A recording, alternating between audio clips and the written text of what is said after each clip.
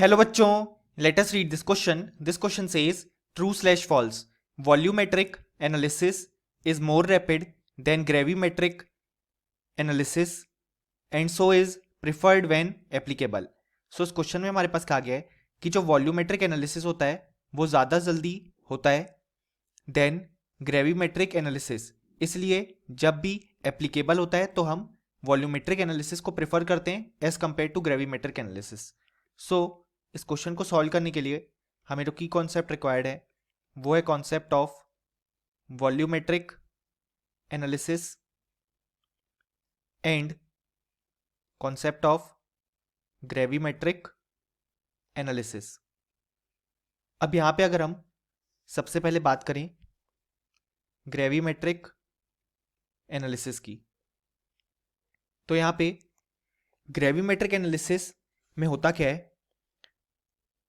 पहले तो अब हम जिस सब्सटेंस को एनालाइज करने वाले हैं उसको हम एनालाइट से रिप्रेजेंट करेंगे.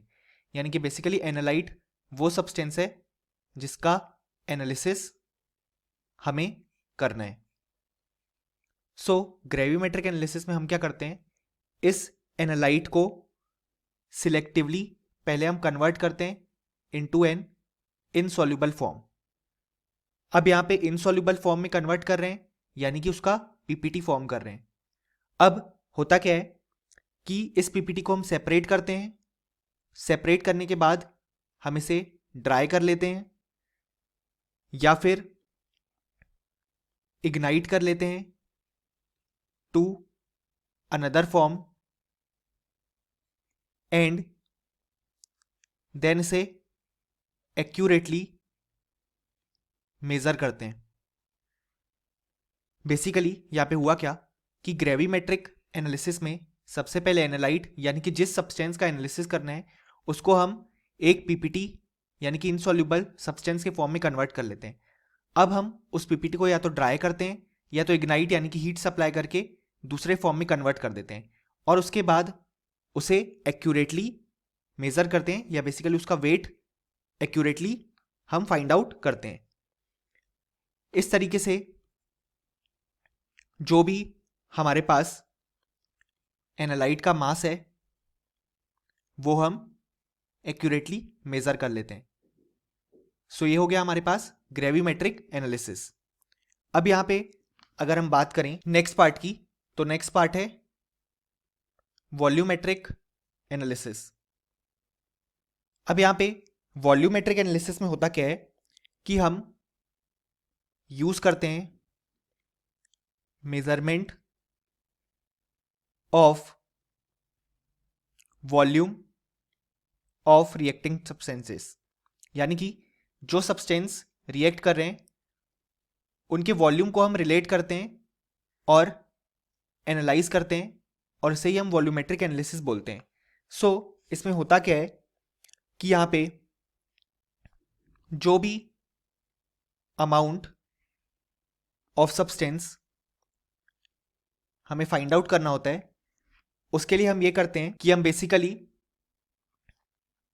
उस सॉल्यूशन को टाइट्रेट करते हैं अगेंस्ट अनदर नोन और स्टैंडर्ड सॉल्यूशन.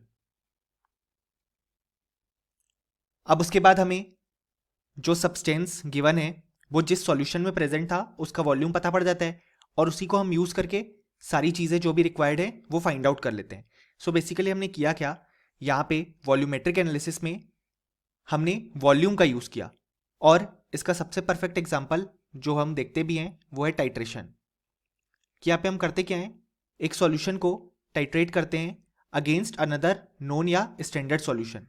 सो उससे हमें जो भी गिवन सब्सटेंस है उसका वॉल्यूम पता पड़ जाता है और इस तरीके से हम जो भी रिक्वायर्ड चीज़ें हैं वो फाइंड आउट कर लेते हैं. अब होता क्या है कि ये वॉल्यूमेट्रिक एनालिसिस जल्दी होता है as compared to gravimetric analysis, क्योंकि हम देख सकते हैं ग्रेविमेट्रिक एनालिसिस में हमें बहुत सारी चीज़ें करनी पड़ेगी. पहले तो पीपीटी फॉर्म करना पड़ेगा, देन उस पीपीटी को ड्राई या दूसरे फॉर्म में कन्वर्ट करना पड़ेगा, देन उसको एक्यूरेटली मेजर करना पड़ेगा. लेकिन वॉल्यूमेट्रिक एनालिसिस में बेसिकली हम वॉल्यूम यूज कर रहे हैं तो ये वाला प्रोसेस रैपिड होता है, इसलिए हम इसे प्रेफर करते हैं जब भी वॉल्यूमेट्रिक एनालिसिस एप्लीकेबल होता है। और हमारे क्वेश्चन ने यही कहा है कि जो वॉल्यूमेट्रिक एनालिसिस है वो ज़्यादा रैपिड है, इसलिए उसे प्रेफर करते हैं। सो ये बिल्कुल ट्रू हो जाएगा। और फाइनली हम ये बोल भी सकते हैं कि इस क्वेश्चन का हमारे पास जो करेक्ट आंसर आ जाएगा वो आ जाएगा true. Hope you understood well. Best of luck.